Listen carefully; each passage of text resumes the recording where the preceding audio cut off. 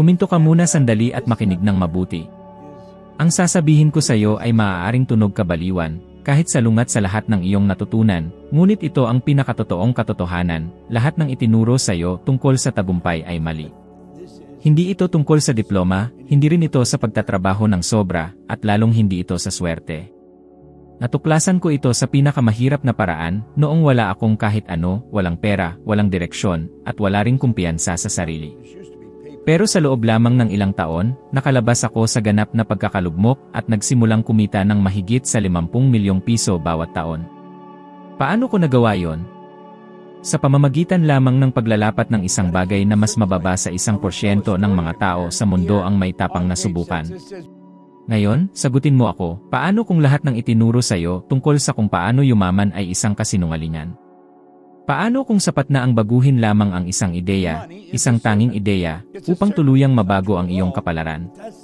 Natuklasan ko ang isang bagay na ganap na nagbago sa aking buhay, isang bagay na napakasimple, ngunit napakalakas, na halos walang sinumang pinapansin. Nagsimula ang lahat sa isang ideya. Isang ideya lamang. Hindi ito pera, hindi ito swerte, at hindi rin ito dahil may taong nagbukas ng pinto para sa akin. Isang ideya ang pumasok sa isip ko at nagsimulang baguhin ang lahat sa paligid ko. Noong panahong iyon, wala akong kahit ano. Wala akong diploma, wala akong karanasan, at sa totoo lang, wala rin akong kumpiyansa sa sarili. Naglilinis ako ng sahig sa mga opisina kapalit ng humigit kumulang 1,500 piso bawat buwan. Ganoon kababa. Naalala ko pa ang amoy ng sahig at ang tunog ng timba na tumatama sa pader. Habang naglilinis ako, paulit-ulit kong tinatanong ang sarili ko, ito na ba ang gagawin ko habang buhay? Wala akong nakikitang pag-asa. Hanggang isang araw, may nagbigay sa akin ng aklat, Mag-isip at Yumaman ni Napoleon Hill. Iyon ang naging binhi. Hindi ko alam noon, pero ang librong iyon ay babaliktarin ang buong paraan ko ng pag-isip. Ang nakakagulat ay hindi mismo ang pagbabasa ang nagbago sa akin, kundi ang ideyang dala nito, ang kapangyarihan ng pag-isip, ang paniniwalang lahat ay nagsisimula sa isipan. Tinamaan ako noon na parang kidlat.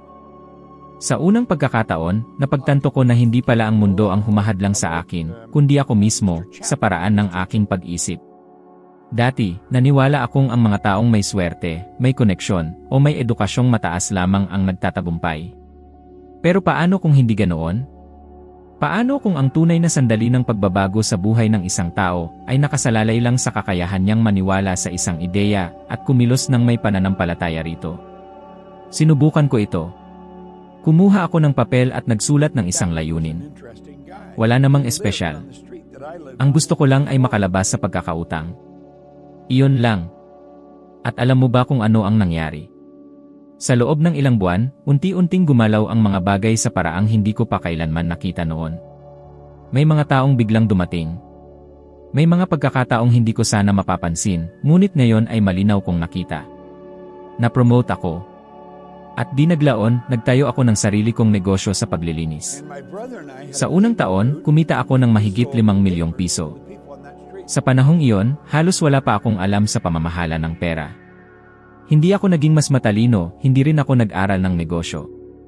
Ang ginawa ko lang ay itono ang aking isipan sa tamang dalas ng ideya. Ngayon, isipin mo naman ang sarili mo. Ilang beses ka nang nagkaroon ng kahanga-hangang ideya at sumuko bago pa man magsimula. Ilang beses ka nang may tinig sa loob mo na nagsabing ituloy mo, ngunit may mas malakas na boses na nagsabing hindi mo kaya. Ilang pangarap na ang ibinaon mo dahil may tumawa o dahil naniwala kang hindi ka sapat. Ang katotohanan ay hindi kulang sa oportunidad. Kakulangan sa desisyon ang tunay na problema. Hindi kakulangan sa pera ang pumipigil sa iyo.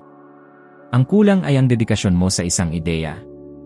Ang isang ideya ay parang buto, kapag itinanim mo ito at inalagaan araw-araw ng pananampalataya at aksyon, ito ay tutubo. Ngunit kung pababayaan mo, mamamatay ito. At ang pinakamalungkot, karamihan sa mga tao ay hindi kailanman pinapayagang mabuhay ang kanilang mga ideya. Ipinapakita ng mga pag-aaral na higit sa 70% ng mga tao ang gustong magsimula ng bago, isang negosyo, isang libro, o isang proyekto, ngunit mas mababa sa 10% ang talagang nagsisimula.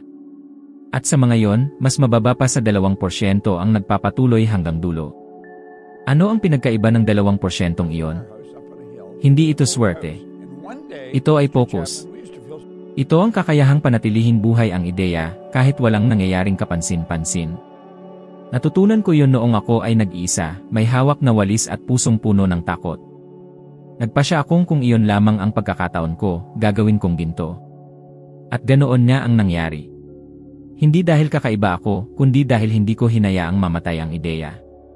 Tignan mo, punang mundo ng matatalino at may talento, ngunit hindi umaabot kahit saan. Bakit? Dahil sinusuko nila ang kanilang mga ideya sa gitna ng laban. Tamad ang isipan. Nais nito ng ginhawa ng kasiguruhan. Ngunit ang kasiguruhan ay isa sa pinakamalaking ilusyon.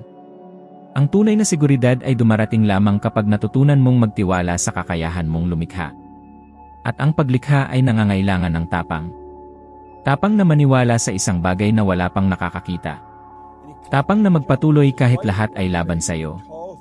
Tapang na maglakad ng mag-isa kapag wala ni isang naniniwala. Wala akong patunay noon na magtatagumpay ako. Mayroon lang akong isang ideya at isang matibay na desisyon na hindi natatalikod kailanman.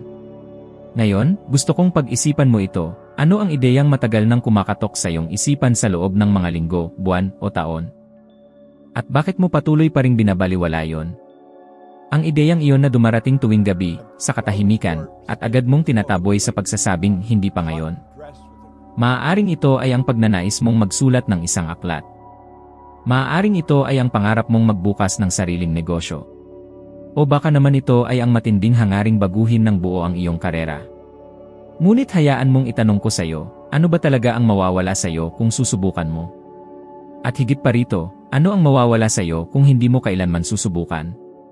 Ang sagot ay malinaw, mawawala ang iyong buhay. Mawawala ang mga taon mo sa paulit-ulit na rutang hindi nagbibigay ng inspirasyon, nagtatrabaho sa isang bagay na hindi mo naman gusto, dahil lamang natakot kang gawin ang unang hakbang.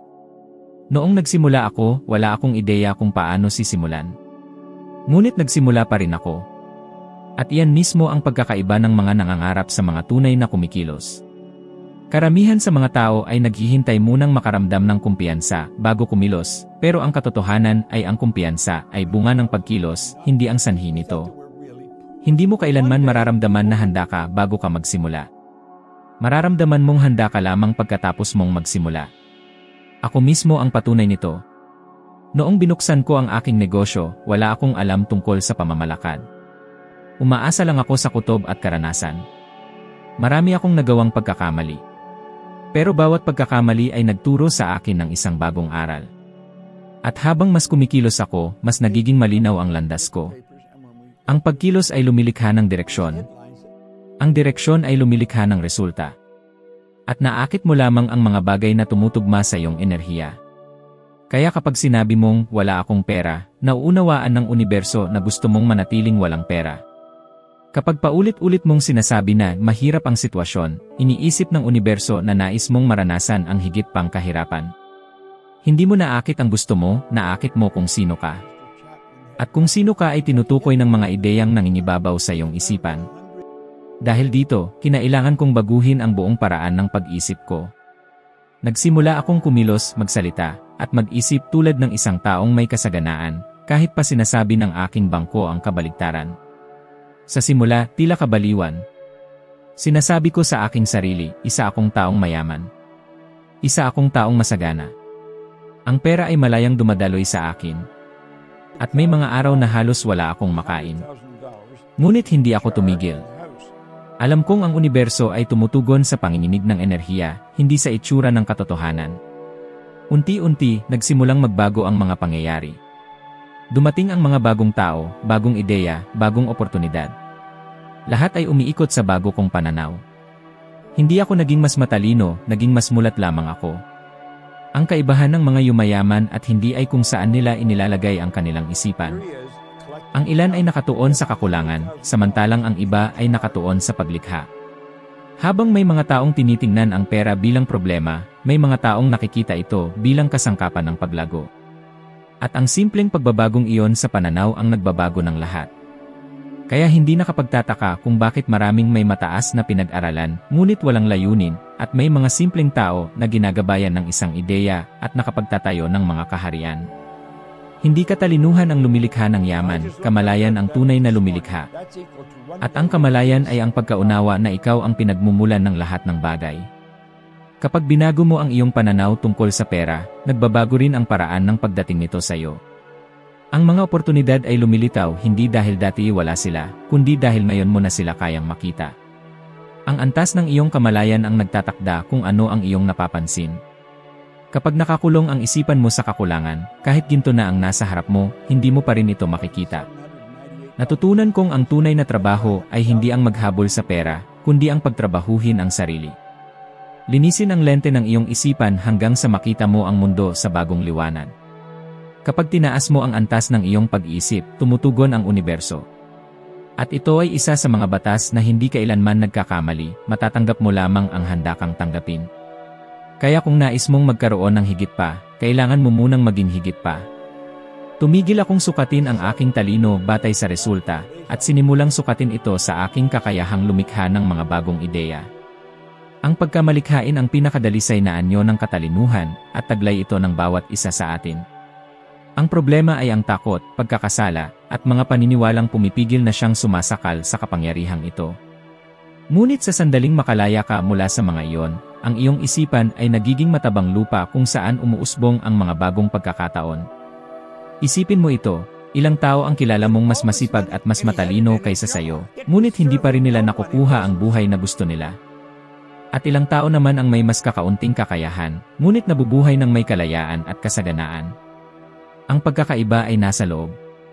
Nasa paraan kung paano nila nakikita ang kanilang sarili. Ang mga taong mayaman ay naniniwalang karapat-dapat silang umunlad. Hindi sila humihingi ng pahintulot upang maging masagana. Sila ay basta nagiging ganoon. Kaya tanungin mo ang iyong sarili, ano talaga ang paniniwala mo tungkol sa pera? Nakikita mo ba ito bilang isang bagay na dumadaloy ng malaya, o bilang isang bagay na kailangang paghirapan ng may sakripisyo?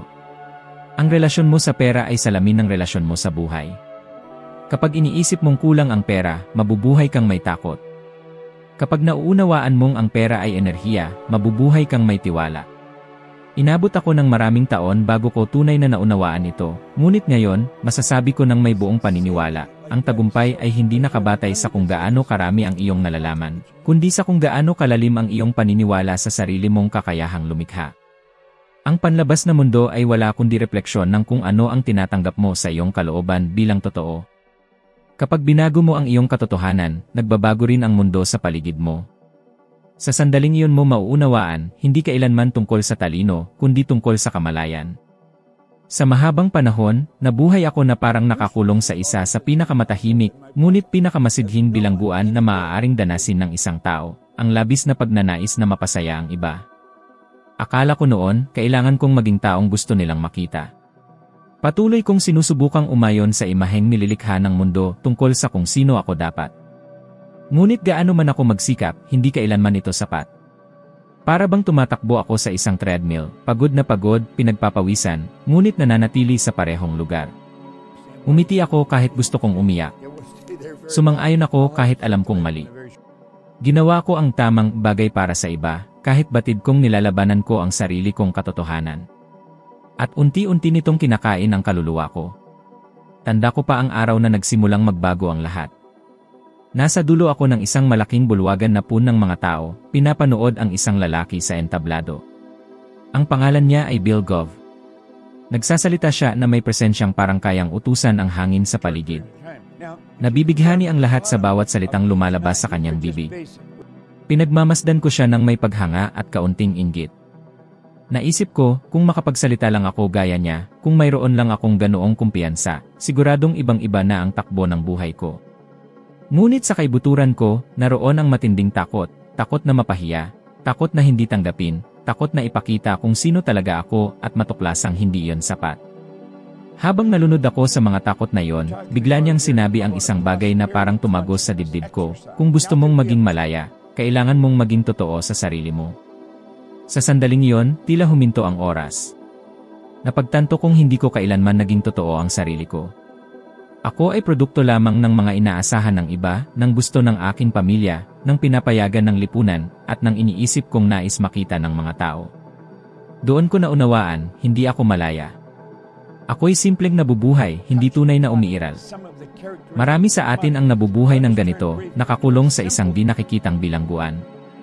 May mga pangarap tayo, talento, at ideya, ngunit itinatago natin ang mga ito dahil sa takot sa paghusga ng iba. Ilang beses mo nang gustong subukan ang bago, pero umatras ka dahil baka pagtawanan ka. Ilang pagkakataon na ang pinakawalan mo dahil may nagsabing hindi mo kaya.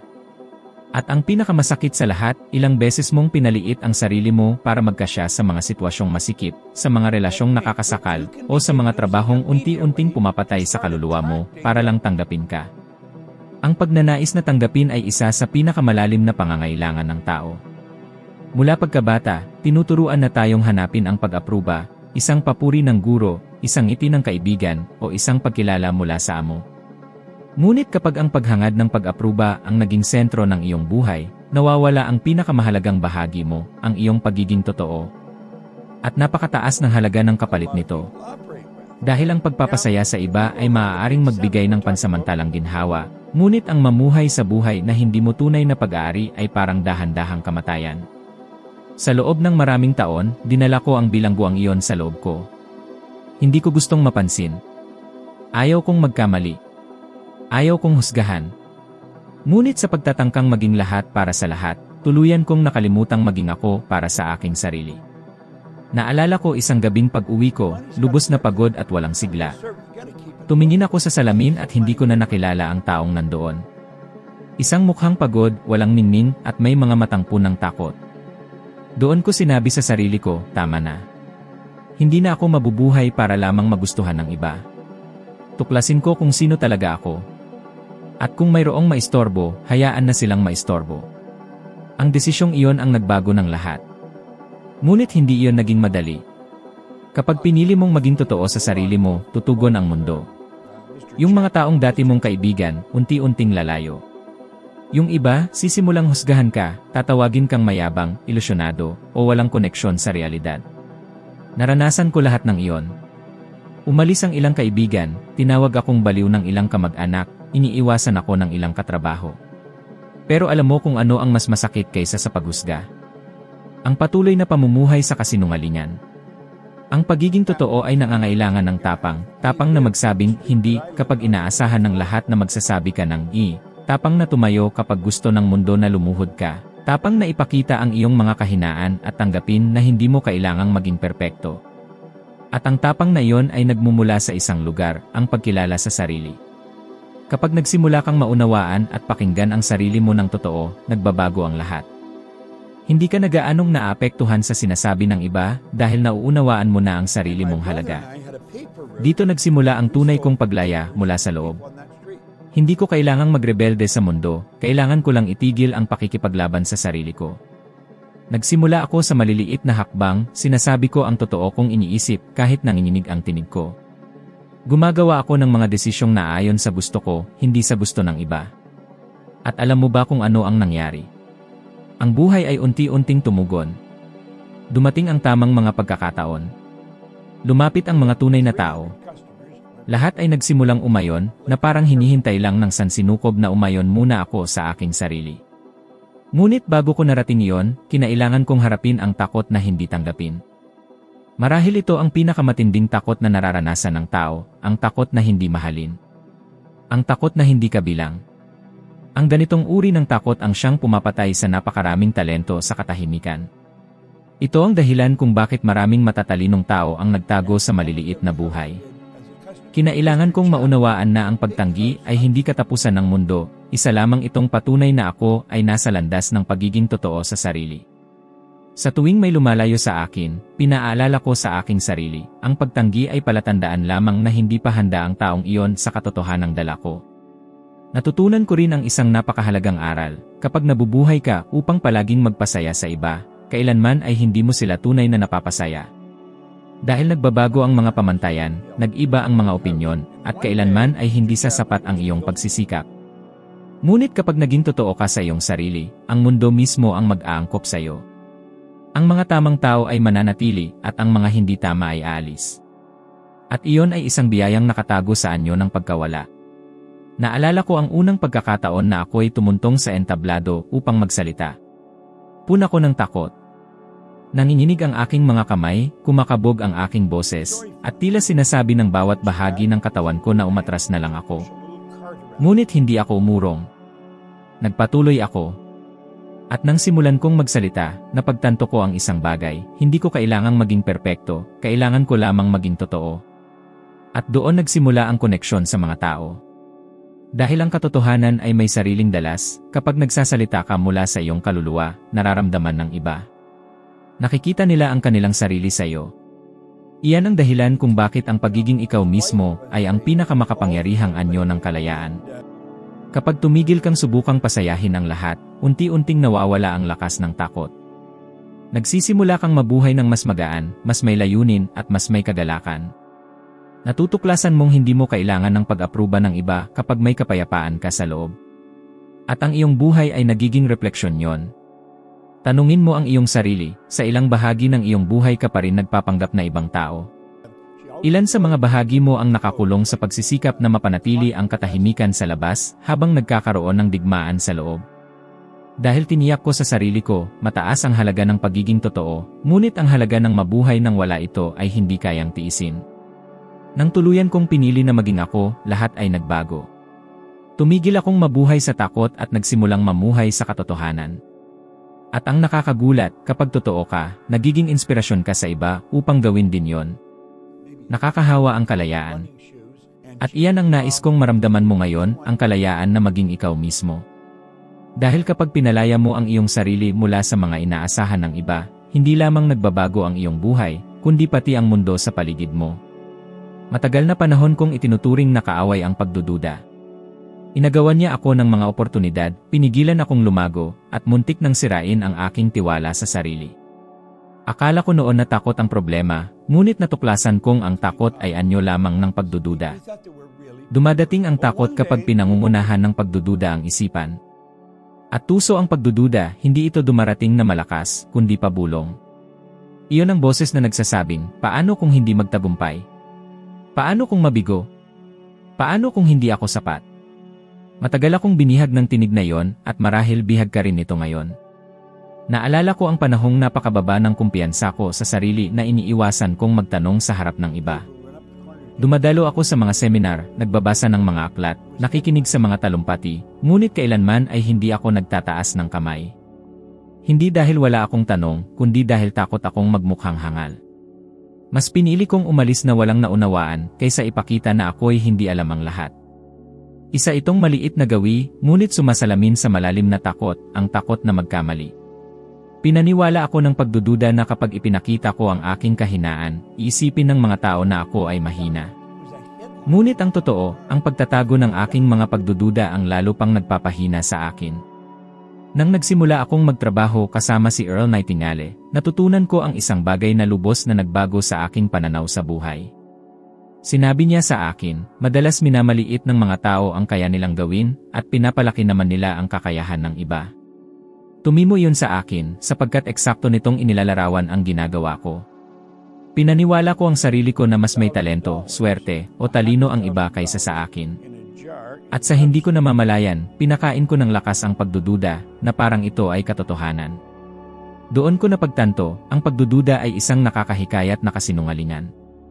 Nagpapanggap itong maingat, nagsasalita na parang lohika, ngunit sa katotohanan, ito ay takot lamang na nagbabalak kayo bilang mabuting pag-isip.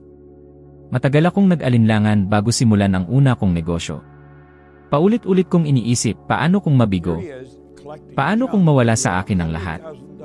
Muntik na akong umatras bago pa man magsimula. Ngunit dumating ang araw na nagpasya akong kumilos kahit may takot. Wala akong alam tungkol sa industriya ng paglilinis, wala akong karanasan o plano. Ngunit nagdesisyon akong humakbang. Sa sandaling iyon, may nagbago sa loob ko. Bawat pagkakamaling nagawa ko ay hindi ako pinabagsak, bagkus, pinatatag ako. Dahil bawat pagkakamali ay pumapatay ng bahagi ng pagdududa. Napagtanto ko na ang tunay na pumupuksa sa pagdududa ay hindi ang tagumpay, kundi ang pagkilos. Doon ko naunawaan ang malaking kaibahan sa pagitan ng mga taong umuunlad at ng mga nananatiling nakakulong sa karaniwan. Ang mga umuunlad ay natatakot din, ngunit kumikilos pa rin. Hindi nila hinihintay na magkaroon ng kumpiyansa bago magsimula, nagsisimula sila upang magkaroon ng kumpiyansa. Ang pagdududa ay hindi nawawala sa paglipas ng panahon, nawawala ito sa pamamagitan ng pagkilos. Kapag kumilos ka, kahit nanginginig, kahit walang kasiguraduhan. Kapag nagsimula kang kumilos, nagsisimula ring sumagot ang universo. Mapapansin mong hindi mo pala hinihintay ang tapang, kundi ang pahintulot. Ngunit ang tanging pahintulot na kailangan mo ay ang sa iyong sarili. Isipin mo kung ilang pagkakataon na ang lumipas nitong mga nakaraang buwan dahil lamang sa pag-aalinlangan. Iyong ideyang maganda sana pero ipinagpaliban mo. Iyong mahalagang usapan na iniwasan mo. Iyong pangarap na inilagay mo muna sa tabi dahil hindi pa tamang panahon. Ilang ulit mo nang pinaniwala ang sarili mo sa mga dahilan para pagtakpan ang takot. Wala pa akong oras. Kailangan ko pang maghanda. Hihintayin ko munang maging maayos ang lahat. Alam mo ba kung ano ang pagkakatulad ng lahat ng mga katagang iyon? Lahat sila ay mararahas na paraan ng pagsasabing, hindi ako naniniwala sa sarili ko. Ang pag-aalinlangan ay isang magnanakaw. Hindi nito ninanakaw ang iyong pera o ang iyong mga pagkakataon, ninanakaw nito ang iyong lakas ng buhay. Sapagkat kapag nagdududa ka, hati ang iyong pagkatao. Isang bahagi mo ang gustong sumulong at ang isa na may gustong magtago. Isang bahagi ang nangangarap at ang isa'y natatakot. Ang banggaang ito sa loob mo ang sumisipsip ng lahat ng kapangyarihang lumikha na mayroon ka. Parang nagmamaneho habang sabay mong pinipindot ang silinyador at preno. Napapagod ka, ngunit hindi ka umuusad. Naalala ko pa ng malinaw ang isang gabi na hindi ako nakatulog, iniisip kung dapat ko pa bang ipagpatuloy ang aking negosyo. Pagod ako noon, baon sa utang na halos 100,000 piso, at kinakain ako ng pag-aalinlangan. Halos sumuko na ako. Ngunit nagpasya ako sa isang bagay, hindi na ako gagawa ng desisyon batay sa takot. Gagawa ako ng desisyon batay sa pananampalataya, hindi sa relihiyosong pananampalataya, kundi sa tiwala sa sarili kong kakayahang lumikha. At iyon ang nagbago ng lahat. Ang pananampalataya ang kabaligtaran ng pag-aalinlangan. At nakapagtataka, pareho silang pagpili. Maaari mong piliing maniwala sa kabiguan o piliing maniwala sa tagumpay. Pareho lang ang enerhiya na inilalabas mo, ang pagkakaiba lang ay sa resulta. Madalas akong tanungin, paano ko titigilan ang pagdududa sa sarili ko? Lagi kong sinasagot, hindi mo ito titigilan. Kikilos ka kahit may pagdududa. Dahil ang pag-aalinlangan ay hindi tuluyang mawawala. Naroon ito upang subukin kung gaano mo kagusto ang isang bagay. At sa bawat kilos mo, unti-unti itong nanghihina. Parang anino, tila malaki sa dilim pero naglalaho sa liwanag ng pagkilos. May nais akong ipagawa sa iyo na maaaring magbago ng takbo ng iyong buhay. Pumili ng isang bagay na matagal mo nang ipinagpapaliban dahil sa takot. Kahit ano. Isang pag-uusap, isang desisyon, isang ideya. At magpasya kang kumilos sa loob ng 7 araw. Gawin mo ito kahit naroon ang takot. Sa unang araw, mararamdaman mo ang kaba. Sa ikalawa, ang pagtutol. Pero kung magpapatuloy ka, may mangyayaring makapangyarihan, magsisimulang manghina ang pag-aalinlangan. At habang humihina ito, tumitibay naman ang kumpiyansa. Mapagtatanto mong kailanman ay wala itong tunay na kapangyarihan, ikaw ang may hawak noon. Nilinlang ka lang nitong maniwala na wala kang kakayahan. Kapag binago mo ang paniniwalang iyon, nagbabago ang laro. Nagbabago ang iyong enerhiya. Nagbabago ang iyong tindig. Iba na rin ang tingin sa iyo ng mga tao, dahil iba na ang tingin mo sa iyong sarili. Nakita ko na ang mga taong matatalino na nawala ang lahat dahil pinayagan nilang pamunuan sila ng pagdududa. At nakita ko rin ang mga simpleng tao na nakamit ang imposibleng tagumpay dahil lamang sa nagpasya silang kumilos kahit hindi pa nila alam kung paano. Hindi ginagantimpalaan ng mundo ang mga pinakahanda, kundi ang mga may tapang magpasya. Ngayon, habang lumilingon ako sa nakaraan, malinaw kong nakikita na sa bawat sandaling nagduda ako, nasayang ang oras ko. At sa bawat sandaling kumilos ako, kahit may takot, ginantimpalaan ako ng buhay. Sapagkat ang pag-aalinlangan ay pumipigil, ngunit ang pagkilos ay nagpapalaya. Ang pag-aalinlangan ay tinig ng pagkakastagnante, habang ang pagkilos ay sigaw ng ebolusyon. Hindi mo kailangang hintayin na maging handa ka. Kailangan mo lang magsimula. Ang isipan ng tao ay parang masaganang bukirin, ngunit namumunga lamang kapag tinamnan ng pagkilos. Kapag paulit-ulit mong inaalagaan ang pag-aalinlangan, nag-ugat ito. Ngunit kapag itinanim mo ang pagkilos, ang takot ay nasasakal at namamatay. At ito ay isang batas ng sansinukob. Kaya kung mayroong bagay na labis mong ninanais, isang bagay na pilit pinapatay ng takot, kumilos ka ngayon. Hindi bukas, hindi kapag ligtas na ang lahat. Ngayon. Dahil ang takot ay hindi nawawala bago kumilos, nawawala ito pagkatapos. At kapag nangyari iyon, mapapansin mong ang humahadlang sa iyo noon ay hindi ang pag-aalinlangan, kundi ang ilusyon na kailangan mo ng katiyakan. Ang buhay ay hindi para sa mga naghihintay ng kasiguruhan. Ito ay para sa mga lumilikha ng sariling landas, hakbang-hakbang, kahit natatakpan ng hamog ang unahan. At ang kabalintunaan ay ito, kapag ginawa mo ang unang hakbang, laging lilitaw ang daan. Ang pag-aalinlangan ay puwersang nagpapahinto, ngunit ang pagkilos ay kapangyarihang nagpapalaya. Ang pinakamahalagang bagay na dapat mong tandaan ay simple, ngunit malalim. Ang tiwala sa sarili ay hindi nauuna sa pagkilos, ipinapanganak ito dito. Bawat hakbang na ginagawa mo, kahit nanginginig, kahit walang katiyakan, ay nagtatayo ng iyong pananampalataya sa sarili. Ganyan mo tatalunin ang takot. Ganyan mo babaguhin ang iyong buhay. Huwag mong hintayin ang tapang bago magsimula ka, at darating ang tapang. Sapagkat kapag kumilos ka, nauunawaan ng universo ang mensahe, handa ka na. At sa sandaling iyon, magsisimulang bumukas ang mga pintuan. Ngayon, manatili ka sa akin. Ang susunod na video na lumilitaw sa iyong screen ay magdadala sa iyo ng mas malalim pa. Tutulungan kang umakyat ng isa pang baitang sa iyong pag-unlad ng karunungan, upang maging isang bahagdan na mas mahusay kaysa sa kung sino ka ngayon. Salamat sa iyong pagdalo, hinihintay kita roon sa susunod na video.